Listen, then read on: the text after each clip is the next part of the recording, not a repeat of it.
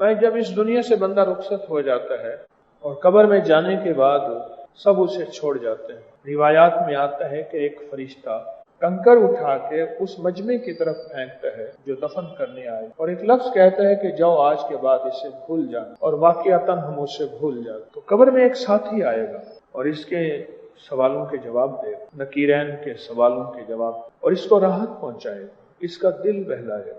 जब इसके सांस में सांस आएगा और मुनकर नकीर के सारे सख्तियां खत्म होके और जन्नत की बहारें नजर आएंगी, तो फिर ये पूछेगा कि आप कौन है और आज मेरे साथी बने, कैसे बने। अब जो वो शख्स जवाब देगा वो जरा गौर से सुनिए।